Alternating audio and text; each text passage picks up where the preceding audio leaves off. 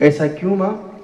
कहा महाराज उस समय तो मैं शंका शर्म में आपको कह नहीं पाई, लेकिन सच्चाई ये थी कि उस समय मैं 5 साल की विधवा थी। अब तो मेरे पति को मरे हुए 18 साल हो गए महाराज।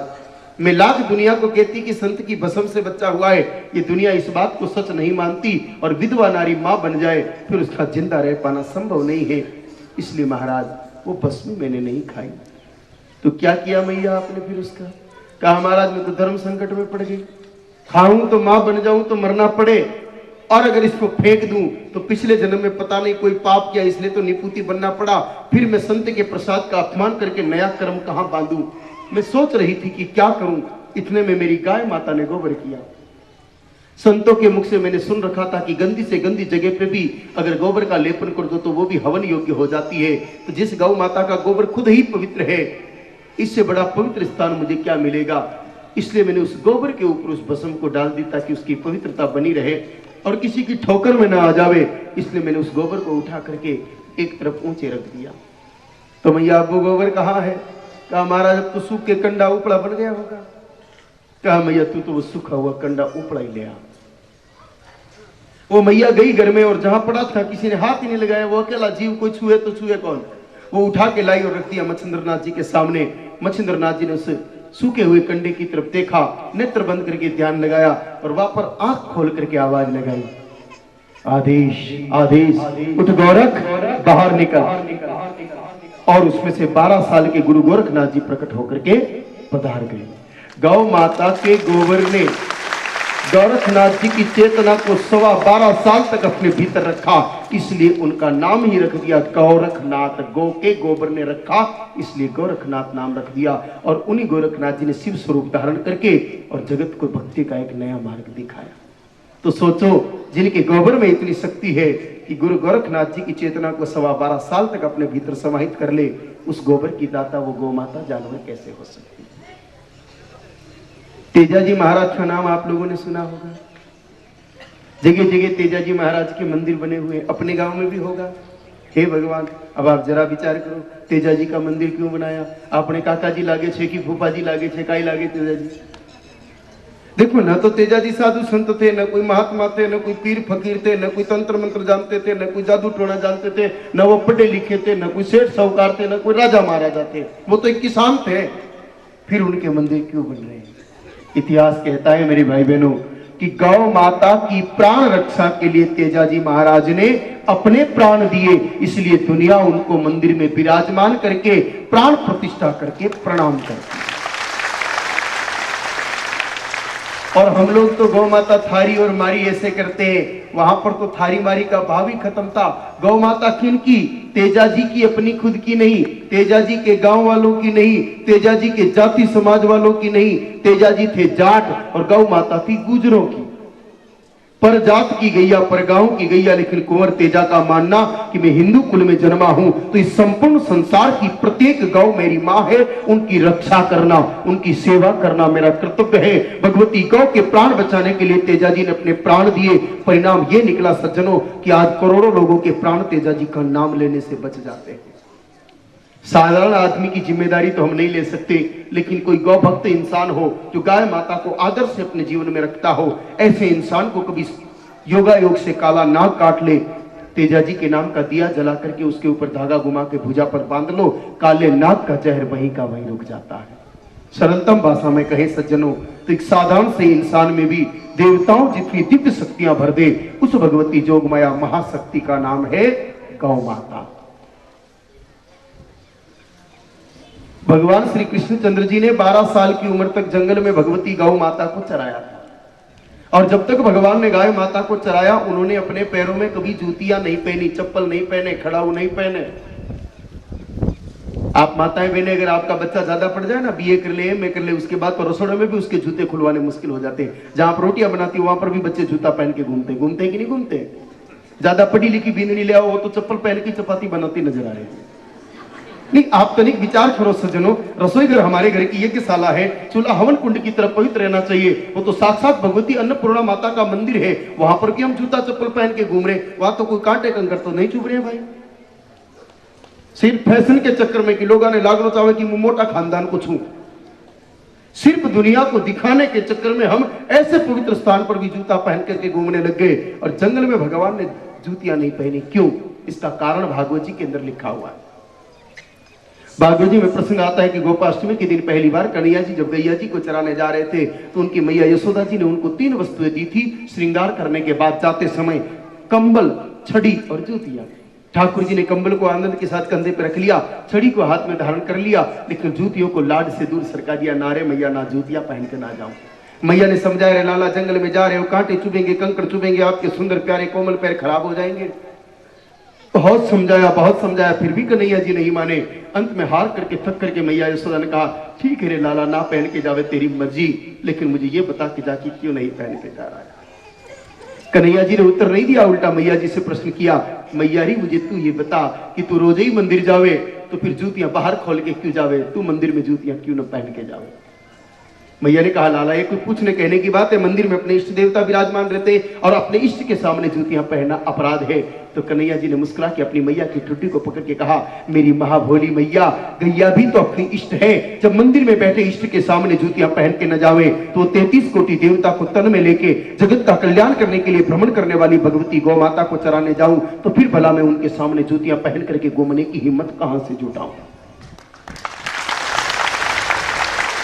हम लोग भगवान श्री कृष्ण कन्हैया जी को, ठाकुर जी को पूज रहे हैं और ठाकुर जी खुद ही गैया के पुजारी हैं। तो सोचिए, जिनको भगवान पूजते हो वो गाय माता भला पशु कैसे हो सकती है। अगर श्री कृष्ण कन्हैया जी अपने इष्ट है तो गौ माता जी अपनी अति इष्ट है, महा इष्ट है, वो पशु किसी भी दृष्टिकोण से नहीं हो सकती। लेकिन ऐसी गैया मैया को आजकल हम लोगों ने तो पशु समझना शुरू कर दिया और पशु समझ के उनके साथ पशुओं जैसा व्यवहार करना शुरू कर दिया। हिसाब लगा बैठे भैंस से कि महाराज गाय तो दूध कम देवे, भैंस तो दूध बहुत ज्यादा देवे, गाय को दूध तो पतलो पतलो आवे, भैंस को दूध तो घणो गाढ़ो आवे, गाय के दूध में तो फैट ही नहीं आवे, भैंस की तो फैट भी बड़ी जोरदार आवे। सज्जनों, ऐसा नहीं लगता कि जब से हम लोग इस फैट के चक्कर में पड़े हैं धीरे धीरे अपने माथे के फैटे उतर के गायब होने लग गए हैं। फेटे का मतलब होता है सज्जनों इज्जत। बात कपड़े की नहीं है, 2 गज के कपड़े की बात है, इज्जत की। आप स्वयं विचार कीजिए, जितनी इज्जत आज से 20-30 साल पहले गांवों में माताएं बहनें बुड्ढों की करती थी, आज करती है क्या? नहीं करती है। पहले कोई दादाजी अगर रास्ते में से जा रहे होते और सामने से कोई माई आ जाती ना, बुढ़े दादाजी को देखती कि तुरंत अपनी लुगड़ी साड़ी पकड़ के किसी भीत दीवार के पास रुक जाती कि दादाजी जा रहे अच्छे मुझे ठहर जाऊं, कटी मारो पल्लो बिटत हो गयो दादाजी के तो आकी इज्जत कम हो जावेली। बोलो काकी जी, रुक जाते कि नहीं? और अब स्थिति ये है कि दादाजी जा रहे और सामने से कोई माताजी आ गई, दादाजी खुद ही अपनी धोती पजामा पकड़ के एक तरफ खड़े हो जाएंगे कि देवी ने जावा दो, नहीं तो देगी धक्को तो और इज्जत खराब कर जावेगी। भाई बहनों, ये बात सिर्फ हंसने की नहीं है, सोचने की है कि जहां पर हमारे बड़े बुजुर्गों का मान सम्मान ही खत्म हो जाएगा तो पीछे बचेगा क्या। और इसमें गलती सिर्फ अकेली माताओं की नहीं है। हमें एक छोटी सी बात बताइए भाई लोगों, अपने गांव में बिना मालिक की भैंसें कितनी घूम रही है? बोलो काका जी, एक ही कोनी। भेड़ बकरी कितनी डोल रही है, जी को मालिक की कोनी, एक ही कोनी। और गाय माता केल्डा केल्डी दुनिया भर का घूम रही है। अब आप ही सोचो, जरा विचार करो, जिस गाय माता ने हमको जीवन भर दूध दिया और हमने उसका दूध पिया, और जैसे मैया ने दूध देना बंद किया हमने अपमान करके घर से बाहर निकाल दिया। वो भूख के मारे किसी के खेत में चली गई, अगला आदमी डंडा मारेगा, किसी सब्जी वाले की दुकान पे चली गई, वो लठ मार मार के भगाएगा, लोग पत्थर मारेंगे और गालियां बोलेंगे।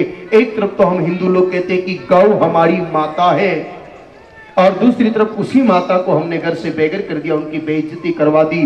तो जिस घर की माँ की इज्जत नहीं हो मेरे भाई बहनों, उस घर की संतान की इज्जत कौन करेगा?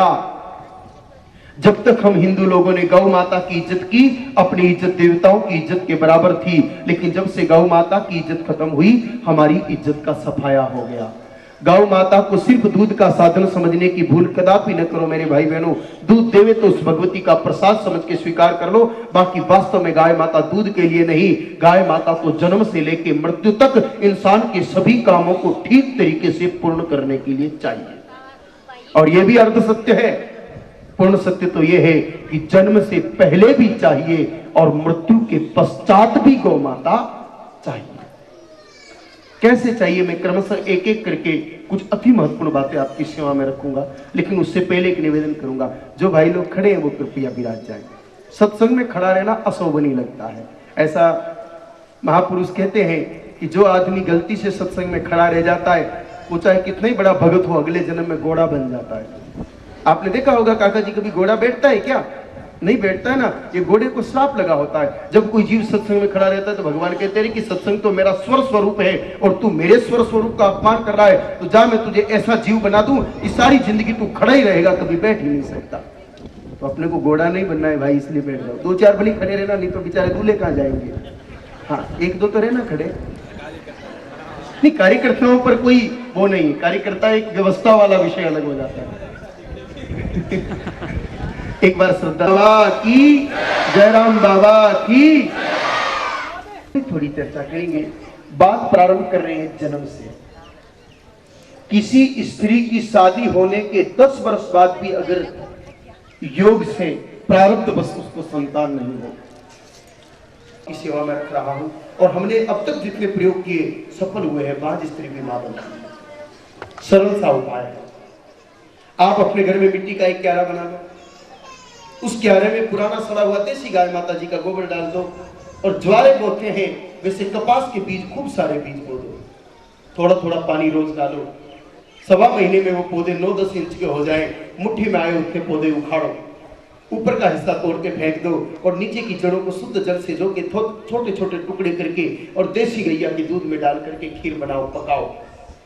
चावल की जगह कपास की जड़ों की खीर बनाओ।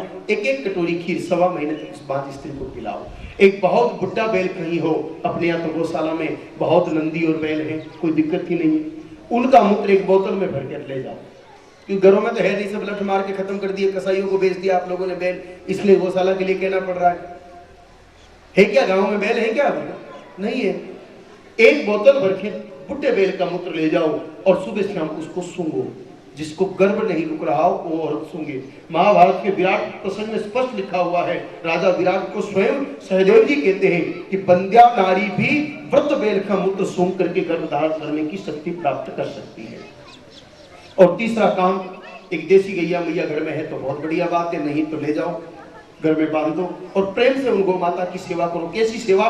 जैसी सेवा रघुवंश नाम के ग्रंथ में राजा दिलीप और रानी सुदक्षिणा ने की, वैसी सेवा करो। और उन्हीं गाय माता जी का आधा आधा कप गौमूत्र पति पत्नी दोनों सुबह शाम पीवे।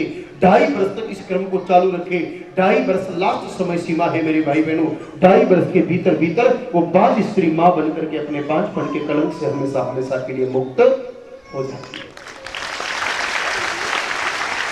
अब जैसे पेट में बच्चा आया, पेट में बच्चा आते ही कि माँ भगवान से प्रार्थना शुरू करेगी कि हे प्रभु बच्चा अच्छा देना, श्रवण कुमार जैसा जो बुढ़ापे में रोटी देगी।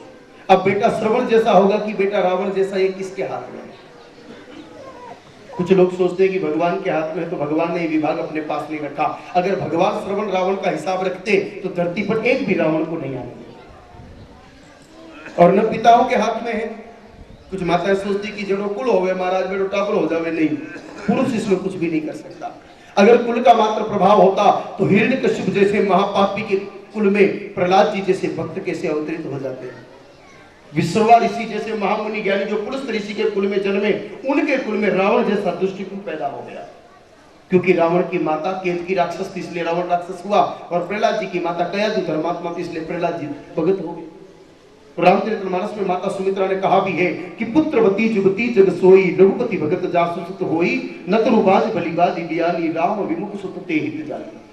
और अपने राजस्थानी भाषा में कहावत भी है कि माई जड़े तो अड़ो झड़जे के दाता के सूर, और नीतो रीचे पांचड़ी मती गवाजे नूर। माँ चाहे तो माता साधु बनकर के भगवान देवनारायण जी को अवतार दे सकती है, और माँ अगर गलती से भूल कर ले तो केतकी बन के रावण को पैदा करके घर की धूल उड़ा सकती है।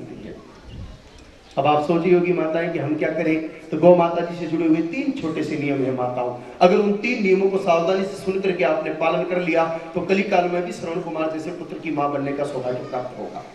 जैसे आपके घर में कोई भी बहू बेटी गर्भ धारण करे, उसको आधा किलो अनाज दो, ज्वार बाजरा मक्की कुछ भी, और उसको कहो कि बेटा हाथ वाली गट्टी से दलियो कर, और दलियो कर तू गाय माता ने खिला। खुद के हाथ से दलिया बनाना, खुद के हाथ से गाय माता को खिलाना। दूसरा काम, दलिया खिलाने के बाद 7 परिक्रमा गौ माता की करे और परिक्रमा के समय यथासंभव याद रहे तो एक चौपाई बोले, जा दिन ते हरि गर्भ ही आए, सकल लोक सुख संपत्ति छाए। और तीसरा काम, सोते समय 1 कटोरा देसी गाय माता का दूध हाथ में लेकर के 33 कोटि देवता जो गौ के तन में रहते हैं उनका ध्यान करके पी के सो जाए। बस ये 3 छोटे से नियम। आप सोच रहे होंगे कि महाराज इससे कैसे फर्क पड़ेगा। आइए तीनों का मैं संक्षिप्त में उदाहरण दे देता हूँ कैसे फर्क पड़ेगा। सबसे पहले हाथ की गट्टी, करंट की चक्की आने के बाद खत्म कर दी। महाराज हाथ की गट्टी को कई काम से, अरे करंट की चाकी आटो बना सके लेकिन हाथ की चाकी चौको बैठो बना सके। हाथ की चक्की को सिर्फ पत्थर का टुकड़ा मत समझो, वो ऊपर वाला पार्ट भगवान नारायण के सुदर्शन चक्र का रूप है। वो हाथ की गट्टी जैसे ही घूमनी शुरू होती है, ठाकुर जी के दिव्य सुदर्शन चक्र की शक्ति निकल करके नेत्र मार्ग से घर में बैठे जीव तक पहुंचती है। वो हाथ की गट्टी जैसे ही घूमनी शुरू होती है, उसमें से जो गड़गड़ाहट की आवाज निकलती है वो शुद्ध ब्रह्मनाथ का स्वर है, जो गर्भ में बैठे जीव का संबंध गर्भावस्था में भगवान शिव से करा देते हैं। याद करो दादियों, पहले हर घर में गट्टी घूमती थी ना, इधर तो गट्टी घूमनी शुरू होती और इधर जैसे कोई माताओं के मुख में ऑटोमेटिक सिस्टम सेट कर रखा हो, अपने आप माताओं के मुख से भगवान का गीत भजन चालू हो जाता है। होता कि नहीं होता? अब विचार करिए, मुख से भगवान का गीत निकल रहा है, दृष्टि में सुदर्शन चक्र घूम रहा है, कानों में ब्रह्मनाथ का स्वर गूंज रहा है। तो भागवत जी की द्वितीय तिथि प्रसंग में लिखा है कि नारी 9 महीना जो देखती है, सुनती और बोलती है, तीनों ही बातों का असर गर्भ के बच्चे पे पड़ता है। इसीलिए माता जी गट्टी बहुत जरूरी है 9 महीने के लिए। दूसरी चीज है 7 परिक्रमा गौ माता की। तो परिक्रमा की शक्ति तो आपको ही मालूम है। समाधि स्थल पर जाते हो तो आप परिक्रमा करते हो कि नहीं करते हो? धूने पे जाते हो ऊपर तो परिक्रमा करते हो कि नहीं करते हो? लोग गिरिराज जी गोवर्धन जी जाकर भी तो परिक्रमा करके आते हैं। भगवान श्री रामचंद्र जी ने धनुष उठाने से पहले 7 परिक्रमा धनुष की ऐसा शास्त्रों में लिखा हुआ है। क्यों की जाती है परिक्रमा? जिस केंद्र बिंदु की परिक्रमा करते हैं उससे जो दिव्य शक्तियां निकलती है वो परिक्रमा कर्ता को प्राप्त होती है। और गौ माता के लिए अपने ग्रंथों में लिखा है, सर्वे देवा गवामंगे, सकल देविक शक्तियां गौ के तन में रहती है। तो जब किसी स्त्री के गर्भ में बच्चा हो और वो 7 परिक्रमा गौ माता की करे तो देवताओं की दिव्य सतोगुणी शक्तियां उस बच्चे को प्राप्त होती है। उससे वो बच्चा सतोगुणी होकर माँ बाप की सेवा करता है। पहले हर घर में गाय माता